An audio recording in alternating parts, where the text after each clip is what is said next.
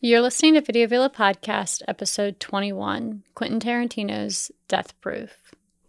So, in continuation of our Halloween marathon, or our spooky season marathon, we figured we would bring you a well-known grindhouse film by the one and only Quentin Tarantino with Death Proof. Yeah, this one's really good. I definitely do like this one, and I was surprised you picked it out for our spooky season movie. Even though I like the aesthetic. There's one thing that even if it's a gory or horror film, if it has a good aesthetic, I'll fall for it. Yeah, no. Well, obviously they were going for an artistic look in this. Like it was an homage to those grindhouse films of the 70s and stuff like that. Yeah. So they had a mission, and that obviously they achieved it with this one. It is probably, I will say, my least favorite out of Quentin Tarantino's movies. My hands down favorite film that he's done is Django, because I love a love story, and B, I love a revenge story. And you put it all together with a bunch of really good acting and comedy and violence. I mean, it's fantastic. But I mean, this one, don't get me wrong, even though this is my least favorite, it is still a good movie. It is still a good movie. We watched it a few times. Yeah. Like I said, I think we were talking briefly about it, and I was just like, the only drawback to this movie is just the fact that it feels like it is a little slow at points. And it kind of, I feel like with this copy that we have, this is the movie that was released after the Grindhouse double feature was in theaters. Yeah. So there was extra scenes, and this movie's a little bit longer than it actually was when it aired in theaters. So I feel like that kind of hurts it a little bit with the extra runtime. The original is a little bit shorter, and I think that helps it a little bit more because some of the scenes especially kind of draw out in the beginning, I feel like. But regardless, it's still a great movie. Yeah. It's still a great movie.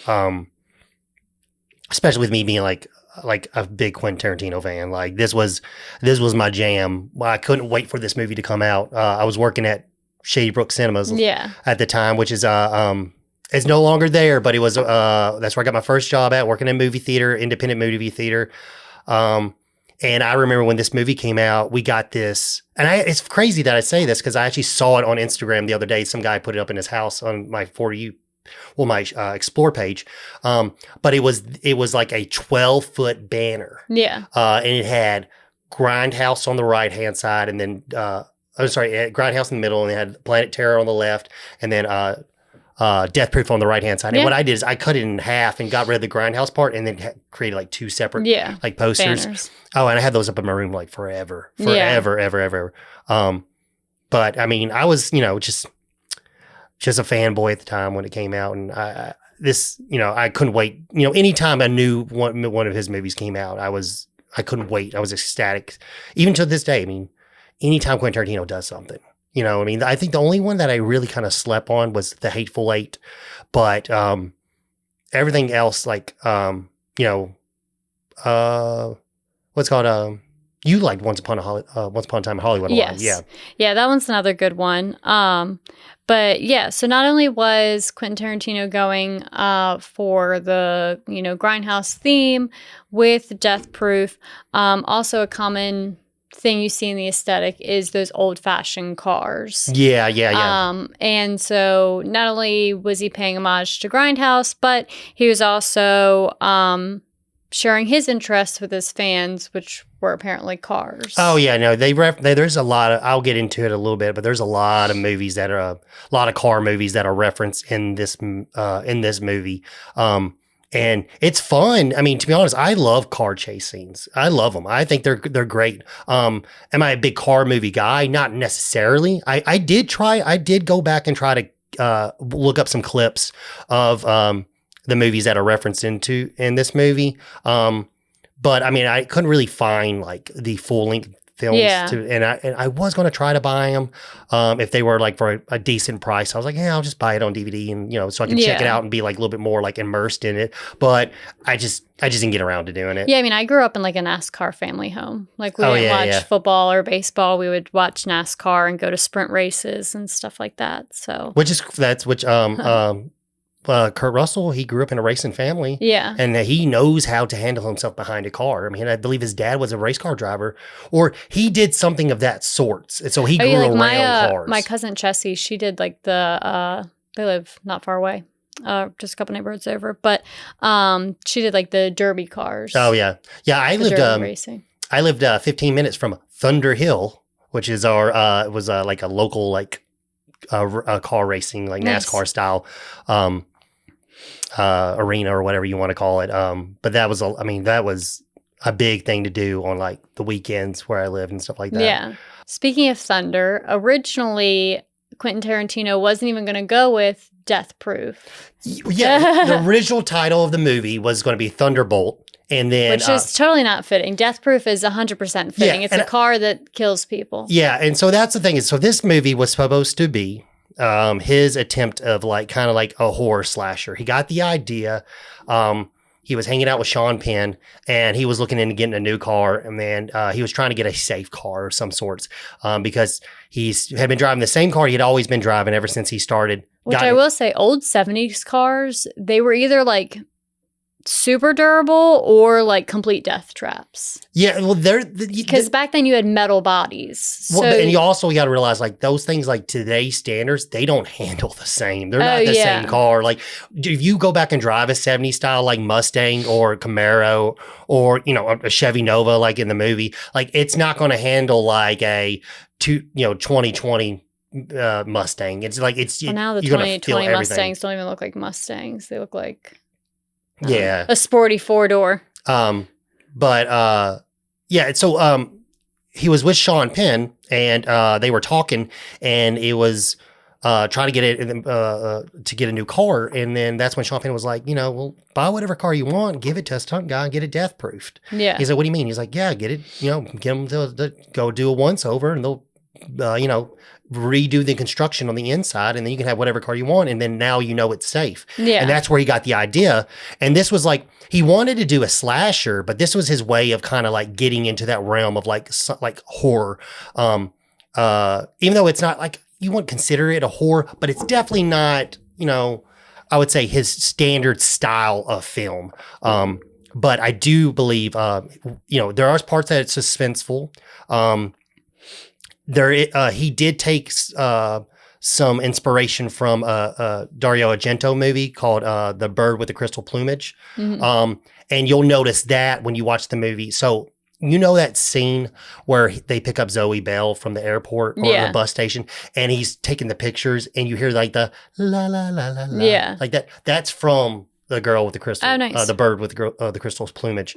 And it's I believe that was Dario Argento's first film, which I love his movies. They can be a little slow and sometimes not fully make sense, but they're beautiful. Just like this movie. There's points in time this movie is just beautiful, especially the countryside racing and stuff like that. It's so pretty looking. And that's Vanishing Point was a lot like that. It was a lot of driving out in like dirt roads and country roads. Yeah. So you can definitely see where the homages come from that. Yeah. And not only was the aesthetic very pretty, but like they used very good casting. And I know that there was some, not controversy, but in between of like who Stuntman Mike was going to be, but they had like very beautiful women casted. And, well, he always both does. Both different groups of friends that you see. Yeah, and sorry, go ahead. Oh no, you're fine. I was going to talk about Stuntman Mike. Well, that's what I was saying. So Stuntman Mike was going to be Mickey Rourke, and I hands down think that would have been a great role I love for him. Kurt Russell. No, I also love Kurt Russell. I was telling Becca, I was like, if there's a movie with Kurt Russell in it, I don't care. I'm more likely going to watch it. Yeah. And I'm like, even like all. But he also does a really good Stuntman Mike. So like I'm way too into true crime to ever leave the bar with somebody that I don't know.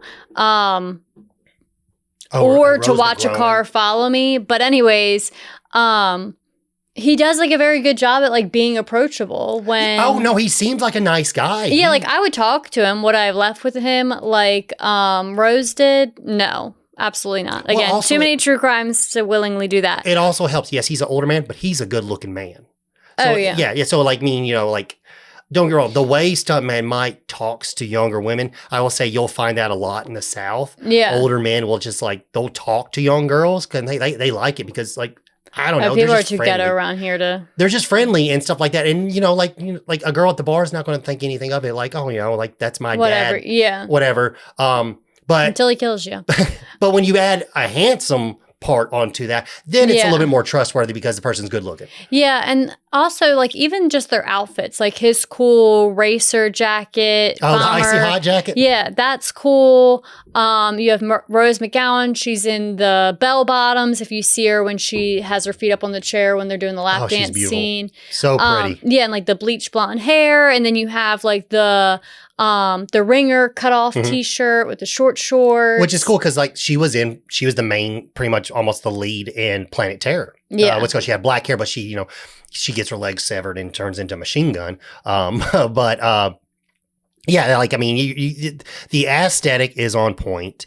Yeah, you also have like the natural curly hair for Jungle Julia. Yeah, Jungle Julia. You got her beautiful natural hair. Again, honest, the ringer cut off. That is my only gripe with this movie. The first set of friends, besides Rose McGowan, however you pronounce it, besides her, she did great. When she was on the screen, I felt like she ate it up. And I just the way, like, even that scene where he's talking about all the stuff that he's done as being a stuntman, and she's just like looking at him like a deer in headlights, just being nice and sweet, just like, and he's like, you don't know what she I'm talking about. She just wants a ride home, yeah. Yeah, and she, you don't know what I'm talking about, do you? And she's like, no.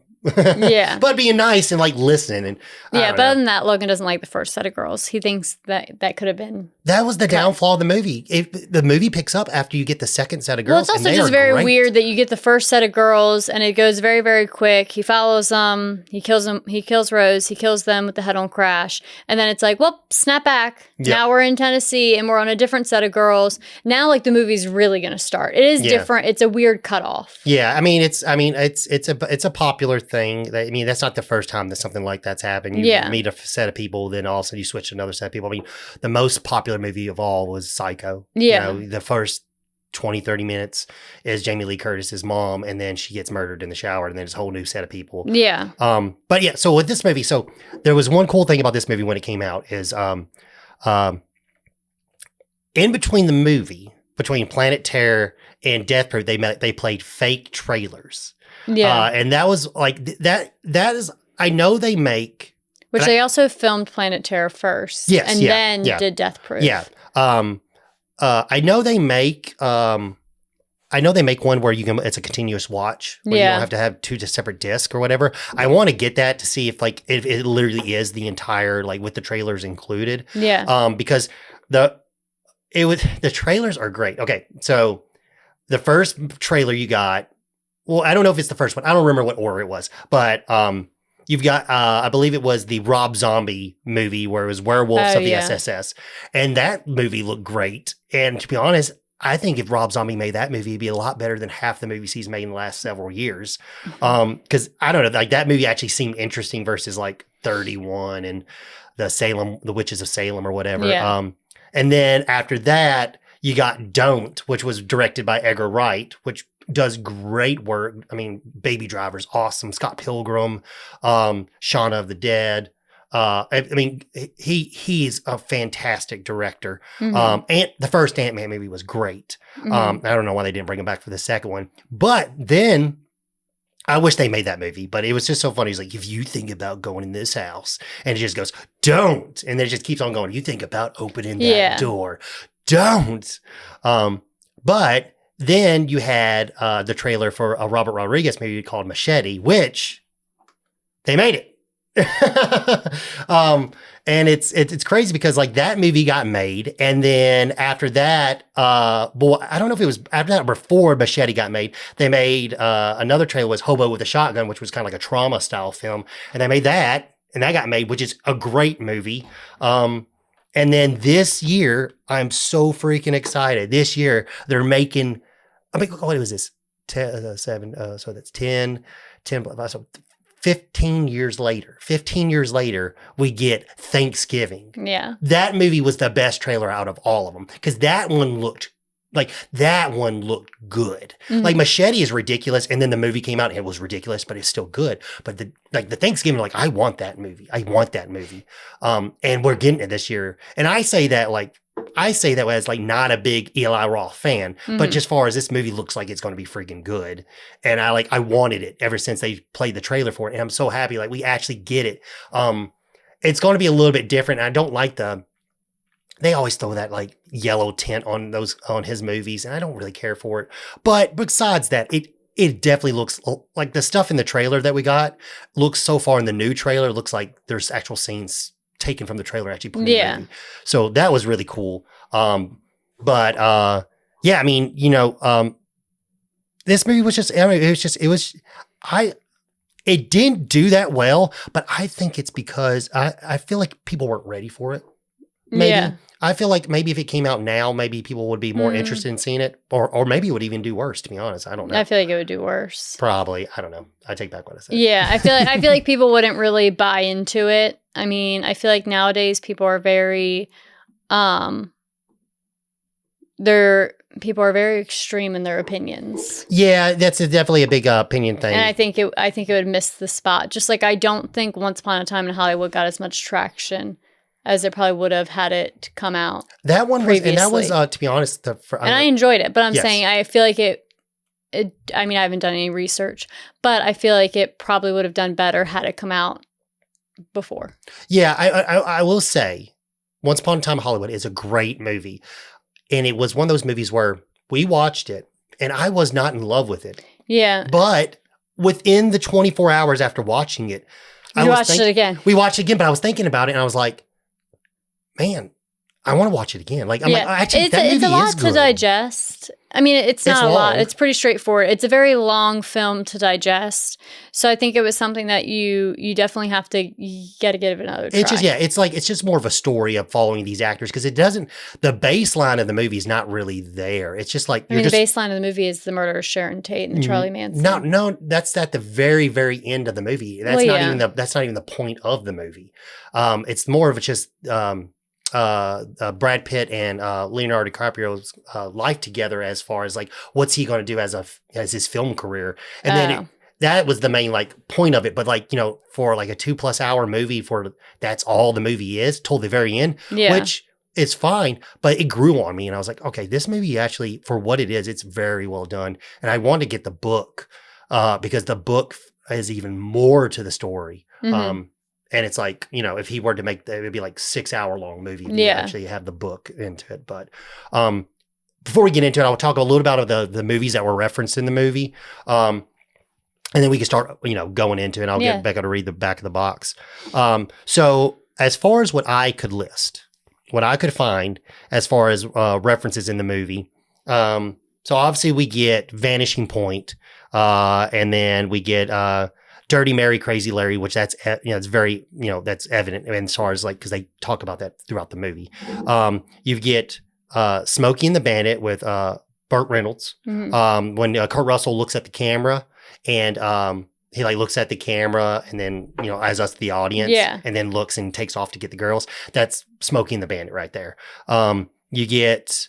they call him Frankenstein at one point. That's in reference to Death Race 2000, which has a video villain, and there is a Sly Stallone.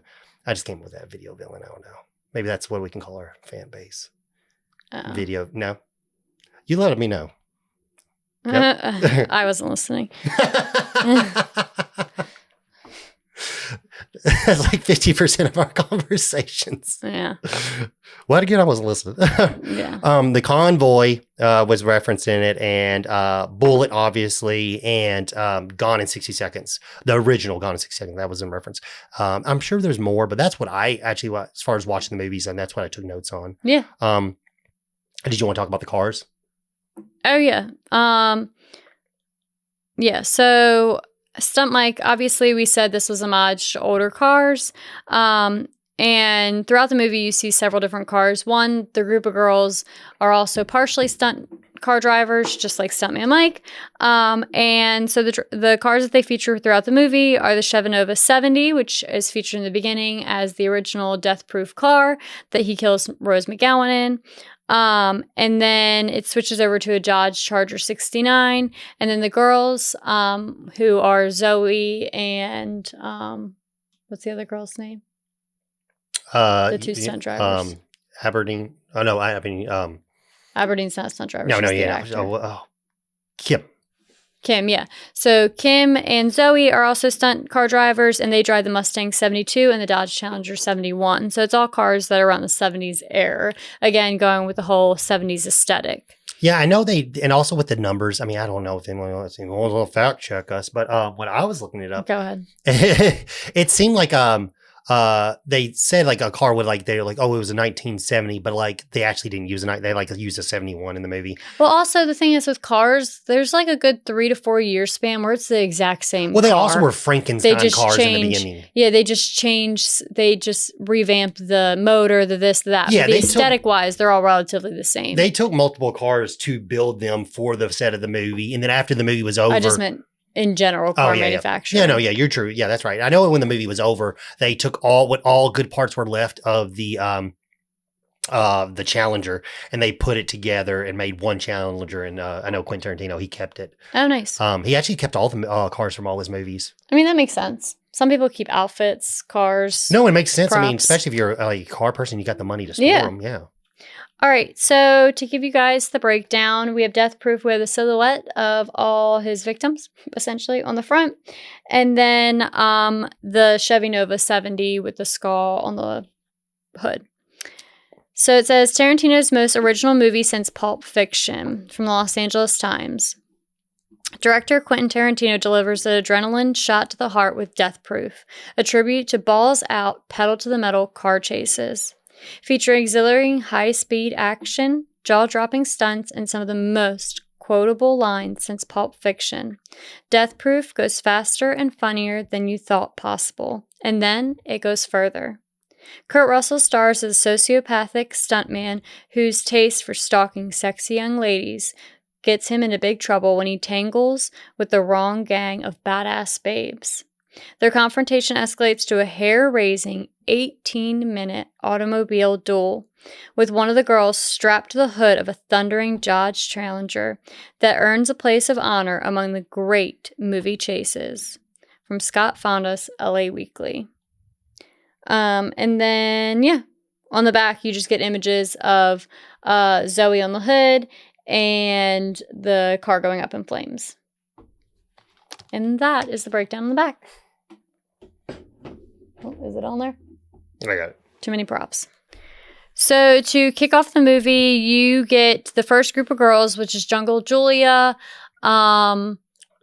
We have Shanna. Yeah, Shayna, which is the blonde girl, and then Butterfly. Yeah, Butterfly. So those are your first 3 group of girls. They're getting ready to go to Shayna's dad's or grandparents' something mountain house. But before they do so, they're going to swing by the bar and get a few drinks and meet up with some friends. Jungle Julia is a radio host, and while they're driving, you see her on a billboard.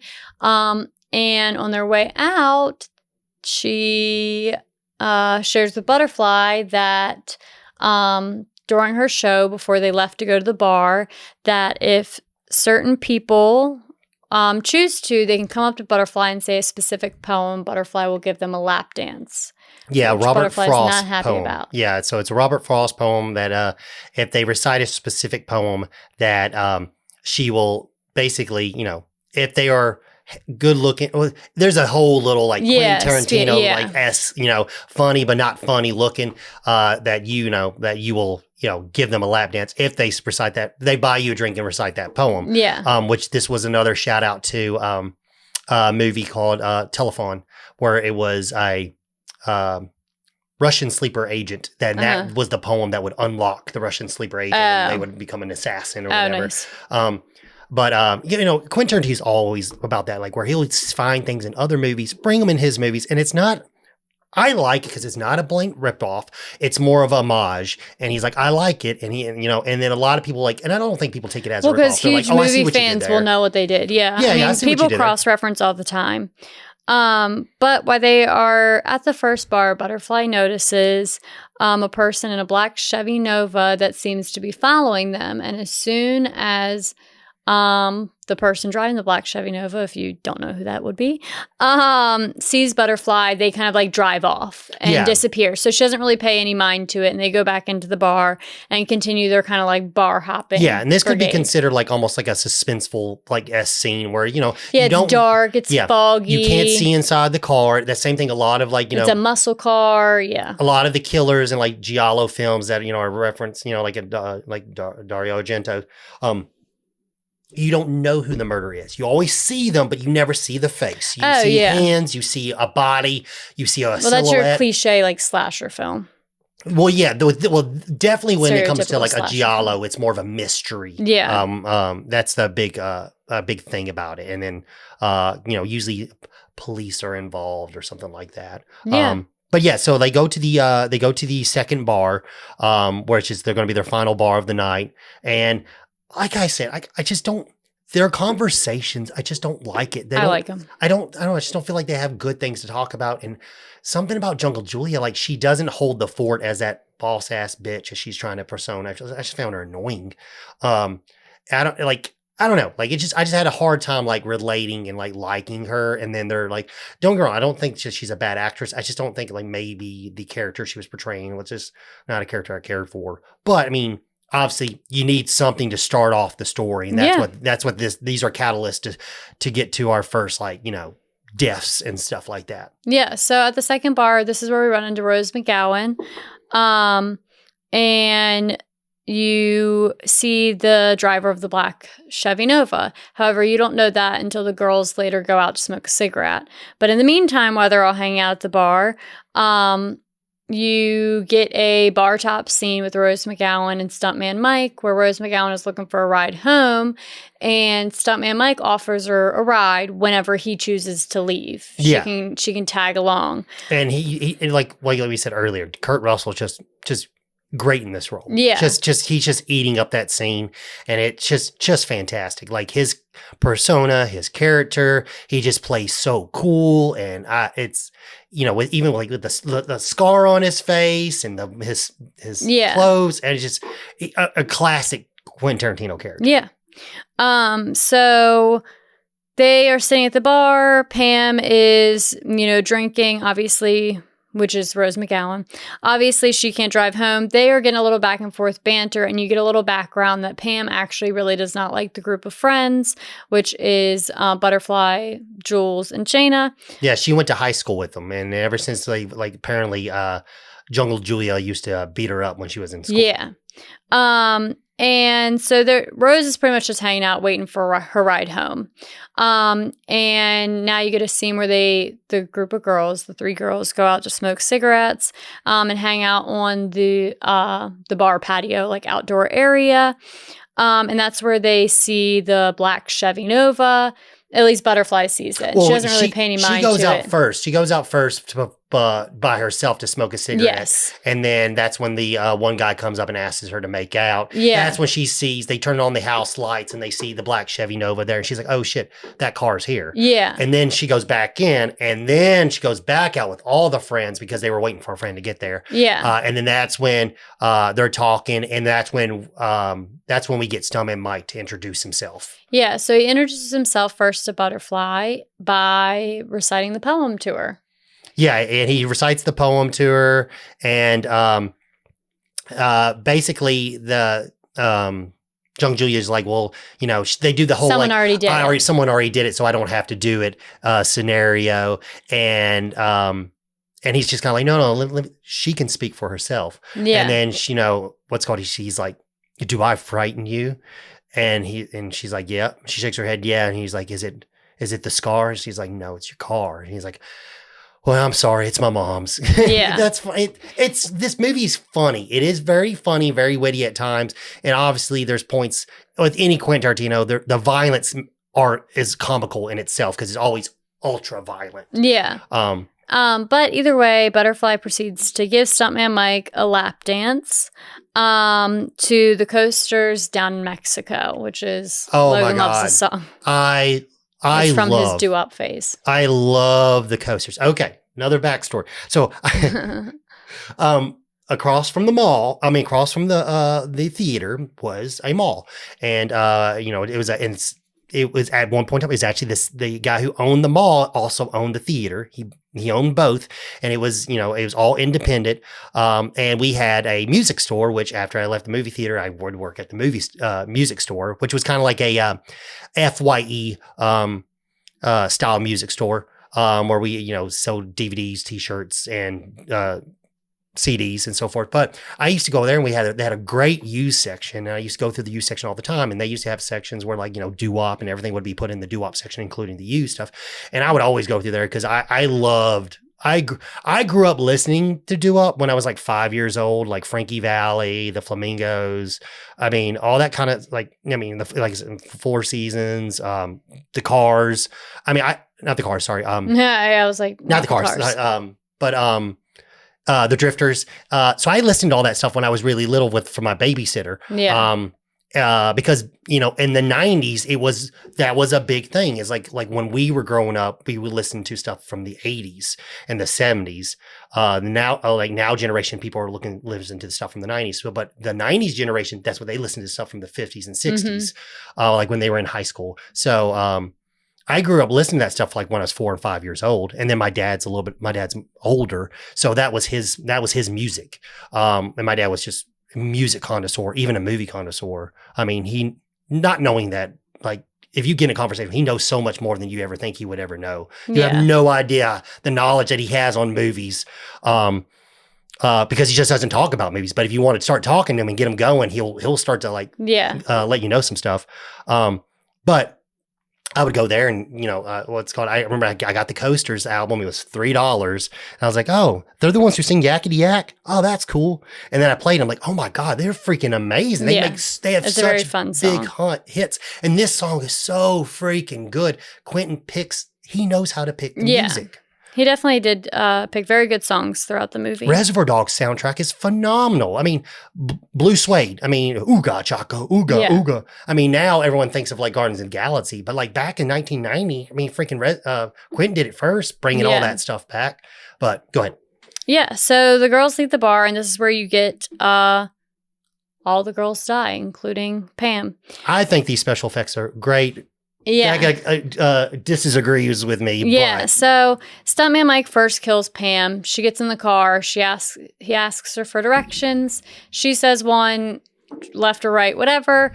Either one, she was going to be wrong. So Stuntman Mike. Well, no, it's I know. No matter what direction she said, she was going to be wrong. She was going to die, is what I'm saying. She was going to die. It was just, the whole point of it was like, if you.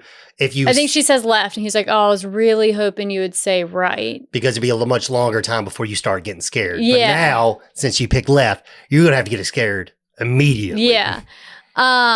And essentially he slams on the brakes, slams her head into the dashboard, and then just drives violently until she dies in the passenger seat. Yeah, he has that big line where he's just like, you know how I told you this car was death proof? Because he has a whole little line before she gets in the car and explains the car and what the point of the car is. And he's like, you know how I told you this car was death proof? Well, that is 100%. Yeah, that's 100% true, honey. But to get all full advantage of this, you really got to be sitting in my seat. And that's when he just hits the brakes. Her head hits the dashboard, pops back. Her face is all bloody. It's great. It's great. So then you get the Jungle Julia, and all the girls are driving to Shayna's little lake house, mountain house, whatever it is. And they're just jamming out. They're talking. They're bullshitting just like you would on a road trip. Until Stuntman Mike decides to play a game of chicken with them that they did not know they were playing in. Yeah. And then once again, we get another great scene with great music. Yeah. Yeah, they're playing the air guitar. They're just really enjoying life. They got their feet up out the window, which will matter in a second. And next thing you know, headlights turn on and are facing them, and they're going too fast. Plus, Stuntman Mike is heading at them, and they hit each other head on. So you get a full-blown Stuntman Mike's driving that Chevy Nova right over top of their car and just completely mutilating them. Yeah. Jungle Julia gets split right down the middle. Both legs go flying off. Great effect. You get them landing, which I think they look like just like fake Jello, but whatever. Then you get Butterfly. The driver bashes her head. I forget what happens to Shayna.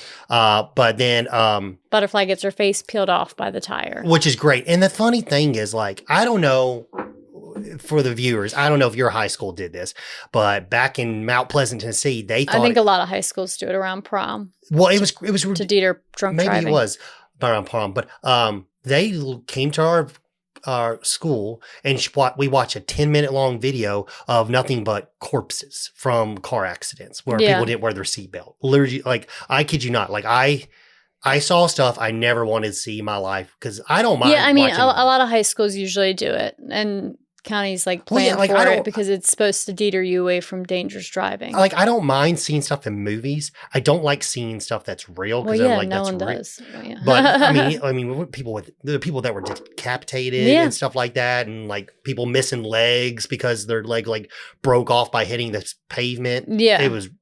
But you can also break your legs on the dashboard. So then you get a hospital scene, which you get a Planet Terror crossover. So the county deputy is there, the sheriff or whatever, and the county nurse or whatever, town nurse. And they're just a little suspicious of how Stuntman Mike is pretty much unscathed, but they have a whole car full of women that are all killed. Yeah, and he knew what he was doing. He's got a great alibi, didn't drink, and he was at the bar all night, and then the bartender said he didn't drink, aka Quentin Tarantino, has a whole alibi where he didn't order one drink. But those girls were drinking it all night long. So then it just looks like they plowed into him versus him plowing into them. And essentially the county sheriff is like, this is sketchy, but whatever. Well, he thinks, he knows it's sketchy, but his idea was like, he won't do it again here. Yeah, his idea was he did this on purpose, and I'm sure he's going to do it again. But but I'll be damned if he does it again in Texas. Yeah, and that's when we clip to now we're in Lebanon, Tennessee. Yeah, so we're in Tennessee, and now he has found himself a new set of girls. If you want to take us on, which is upsetting because I like they. It's not upsetting. You don't like the first set of girls. No, I'm not. I wasn't talking about that. I was saying it's upsetting that he didn't actually film it in Tennessee. Oh yeah. What's called because they to continue to film it in Austin. Because that would have been a really cool thing because like to like know that like he was filming it in Tennessee at the time would be like. I do know that he was spotted doing like scouting and stuff like that Pulaski, I believe it was. There's people spotted him there, like looking for like scenes and stuff like that. Like, whatever you're trying to, I forgot what, there's a word. Scouting, or maybe it is called scouting. I don't know. But, I do know he came to Tennessee because he has some ties to Tennessee, but like, it did suck that like, I was like, oh man, you didn't film in Tennessee. Unfortunately, we got Daughtry Calhoun, which is a horrible movie with Johnny Knoxville. And the Hannah Montana movie. And then the Hannah Montana movie, which was filmed in Columbia. Well, most of the scenes, I don't know all the scenes, but most scenes are Columbia. Mount Pleasant, when she gets off the airplane, that was Mount Pleasant. That's the private. Yeah. Very Runway proud. Market Airport or whatever. But, So we get introduced with our new set of characters, and this is when the movie changes. Okay, it goes to black and white, which you're like, okay, is it going to stay this way? And then it goes back to color, and all that film graining and stuff, that's all over. It's completely all done. The grindhouse part of it, where it's like a scratch film and stuff, that part leaves, which I'm fine with that. I'm kind of like I do feel like it would have overstayed its welcome if it kept on going through the whole movie. But this part of the movie is where it really gets good. So we meet a couple of characters. We meet a model, actress. We meet a hair and makeup, which was, Aberdeen, artist. Is Aberdeen? What was her name? Aberdeen's one of them. Was it Aberdeen? Okay. Abernathy. Abernathy. Yeah. And then you got Kim, which is a stunt driver, and then they're all there, and they're picking up Zoe, who is the next stunt driver, which she's playing herself. Stunt driver, she's playing Zoe Bell herself in the movie, and that was one big thing is like when Quentin Tarantino came up to her, she's like, "Hey, I got a good movie in mind for you." I really think and you get to be you in the movie. I mean, Yeah. you get to act. You're not a stunt woman. Yeah. Like you actually even though she's a stunt woman in the movie, but you get to be. You're not being Uma Thurman's stunt double or whatever. You get to be a character, and she just thought it was going to be a small character. She didn't know like the movie was like written with like around her and stuff like that, which was very cool. And she was very ecstatic to do that. And like I said, their whole point is to pick up them and to pick up her. They got a free weekend because they're not filming, and she's in town for a short period of time, and that's when she comes up with the idea where she wants to check out the Challenger. Yeah. What's called that she's seen in the Tennessee ad, but she's been searching it because she's from New Zealand. So she's been doing her research when she wants to come in town. It's like, okay, I want to check this car out. We get a really nice scene of them sitting at a table, like a diner, which it's just classic Tarantino. Like this is great conversation style. The stories they're telling is fine. They're great. It's witty. It's got attitude. It's a very natural conversation. Yeah, 100%. It just feels like that classic Quentin script.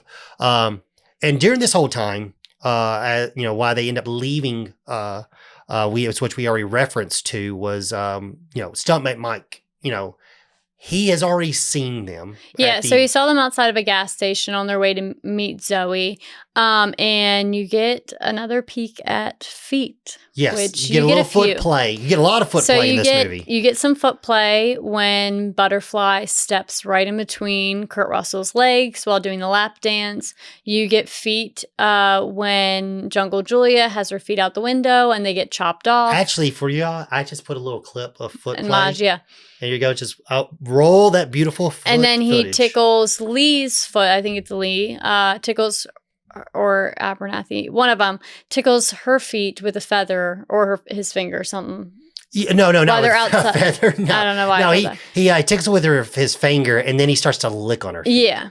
While they're out the window at the gas station. But anyways, he takes pictures of the girls while they're leaving the diner, which is very similar to what he had done to the first group of girls. And you notice that when he pulls down his visor after killing Pam, and you see pictures of his next victims. Yeah, he throws them out the window. Yeah. So he's collecting pictures for his next victims, essentially. Yeah, and like I said, this is where we get that shout out to Dario Argento's The Bird with the Crystal Plumage, with the pictures and then the soundtracks. Like I said, Quentin Tarantino, not most of his movies, I think Once Upon a Time in Hollywood was the first time he actually had a score written for the movie, but usually he used pre-existing media for his music in movies. And that's the big thing that he does. That's what he likes to do. He likes like for this movie, there was no original music made for this movie. It was all pre-existing music that he filtered out and put into certain scenes to make to give it the vibe and feel that he wanted. But yes, we move forward after they pick up Zoe and we get the conversation. We figure out what's the point of where they're going. They're going to go check out that car because they want to see it and then they want to drive it. That was their dream. Yeah. To drive the car from Vanishing Point, which is what this car is. Yeah. So they're on the way there. They're chatting it up just like how the girls were when they were driving to the lake house. And they get to where they're going perfectly fine. They decide to leave Abernathy. They decide to leave Lee behind. And Abernathy has to convince them to let her come, that she wants to be included. They always exclude her to test drive the car. So Kim, Zoe, and Abernathy leave to test drive the Challenger while leaving Lee behind with the car owner. Kind of as like collateral, that they're not going to steal the car. Yeah, basically they kind of they insinuate that she's a porn star. And he's like, oh, really? Yeah, so he's like, I'll hang out with her. So while they're driving around, Zoe convinces Kim to let her play shipmaster, which is where she would be strapped to the hood of the car, while Kim drives at very high speeds. Yeah. Now, so get to this point in the movie. We get to this point in the movie. This is crazy. So a lot of stuff has been circled around the internet, but when Quentin Tarantino was on Joe Rogan's podcast, he tried to put a lot of into those rumors. They were driving 70 plus miles an hour. No joke. They weren't driving 40, 50 miles an hour. They were driving 70, sometimes 80 miles an hour. That is Zoe Bell literally on that hood. Nothing's holding her to that hood but her fingers and a tension wire that's strapped to her belt. Or she has a harness around her belt. And there's a guy in the back seat of the car that's feeding her more wire when she needs to fall forward and choking up on it, preventing her from falling off. Yeah. This is all real freaking stunts. That was the whole point of this movie. We didn't talk about it earlier, but this was going to be the first movie that Quentin Tarantino was actually going to use CGI on. But as far as when I say CGI, I mean besides removing wires for stunts, but legit artificial imagery. But he works a lot with K&B Studios with Greg Nicotero. And Greg knew that Quentin doesn't do CGI. So when he heard that they were making this movie, they were already tasked on getting it ready for filming and starting the task of the car accident and so forth with the vehicular homicides. So Greg and then his team already started making fake bodies to make it look as real as possible. And when he saw him, he's like, oh, okay, well, they need to look real and they look real, so we're going to use it. So he didn't even end up using CGI. That was all practical effects, which I think is amazing. I mean, some of the best practical effects I think I've seen in movies. And I will say another, I don't know if it's fully practical. I think it's practical. I didn't look into it, but there's a part in Midsummer. I think it's some the best practical. I don't like that movie per se, but the practical effects in that movie are fantastic. Yeah. But yeah, I mean, this is crazy. So you got to think of it. That car is driving 70, 80 miles an hour. The cameraman that's in front of the car is driving 90 to 100 miles an hour to get the footage. And this is all legit. At any point in time, Zoe Bell would be dead.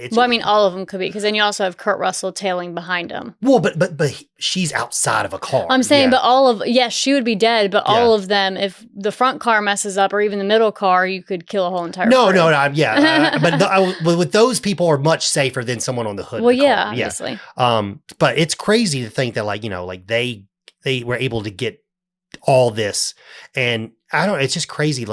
It's when you think about movies that way, when you watch it, I think it really makes that movie much better if you have that kind of mindset going into a movie. The wow factor. When you think about all the work that goes into it. Yeah, and car chase scenes, I love car chase scenes. I think they're awesome, especially when they're real and practical. Even though it's not a big car chasing, if you go back and listen to our Beverly Hills Cop episode, but the very first part of the movie is a car chasing, and I love that semi just crashing through the Detroit and just destroying also Big cars. Trouble Little China. Oh, Big Trouble Little, but that one's not that's a getaway scene. Yeah, that's not as nearly as epic. I mean, some of the best cars. I mean, shit, the Board's Supremacy has one of the best car scenes ever in modern time. I think it won an Oscar for it or whatever. It's this is a very lost art form, and it's beautiful. It's beautiful. Yeah. So Zoe, like we said, convinces Kim to let her get on the hood of the car. So as Zoe gets on the hood of the car, this is where Stuntman Mike shows up, and this is where you start your 18-minute car chase scene. Where the girls and Stuntman Mike are going at each other. Yeah, and they don't even know who this guy chase. is. They don't know who this guy is. They think, they're like, what y'all do to piss this guy off? And they're like, I don't even know who this person is. So he starts by ramming the back of the car that Kim is driving and then tries to run them off the road. While they're doing this, Zoe, mind you, is holding on to seatbelt straps, and she starts to lose grip of the straps and is now holding on by her fingers to the hood of the Challenger. Belt straps. Belts. And so she's barely holding on, and Stuntman Mike tries to sideswipe them, but he spins out in a ditch. So the girls think that they have potentially lost him, and he... Well, they think they've lost Zoe. They sideswipe each other, basically. They both spin out. It's a very fast-paced scene. Yeah, he lands in the ditch, and they're... Well, how about you tell the story? Yeah. You tell the scene. He lands in the ditch. They spin off on this other side. And this whole time, what he thinks he's done. He thinks they're all a part of it. And he just, he gets out of the car and is like, now, ladies, that was fun. Well, I'll see you later. And then fucking Kim, the gun we were talking about earlier, what we didn't bring up, but she has a gun. She pulls a gun out and just shoots him in the arm. And then he gets in his car and runs off and drives off and shit like that. And it's fantastic because like, this also scene, like that actress, I wrote her name down because I know she was in Rent, but Tracy Thoms, she did a great job. Like that, her face when they think that she thinks Kim is dead and her crying, like she is such a good actress. And when then you get this little comedy little like spot where you think, sorry, I say Kim. I mean, yeah, you think Zoe's dead. You think Zoe's dead, and she pops up, I'm okay. And then they they're like, all right, well, what are we going to do now? And they're like, oh, we're going to get this motherfucker. Yeah. Now it's become now the cat mouse game has switched roles, and the girls are now after Stuntman Mike. And this is also when Stuntman Mike is he's a completely scared. different person now. So the persona's completely changed. Again, we switch roles with the cat and mouse. So they eventually chase him down. They go down a side road and they cut him off. And Zoe Bell gets out of the car and starts beating the shit out of him with that pipe and stuff like that. And he drives. And you get off. this So then you also, once they finally get him to stop, get him to crash, you get this scene where they just like yank him out of the car and he's like complaining like my arm, my leg, my this, my that, and they don't care. So they circle around him and you get this like 360 camera view of them just like beating the shit out of him. Before that happens, there is a very long chase. Well, I mean, there's a very long where where they think you get like GTA style stuff. Well, you think that he's trying to get away from them. He thinks that he's finally gotten away from them, and then you get all this great dialogue of like Kim driving up behind him, like I'm gonna tap that ass and all that great stuff.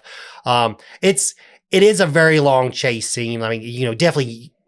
You definitely want to watch it if you haven't seen it. We'll paste parts of it in here. So they beat the shit out of him essentially. And that's another cool thing. We get it goes to every girl. Every girl takes a hit. Punch. Yeah. It's just great. And then like at the very end, it just like, it go da-da-da and it flashes the end.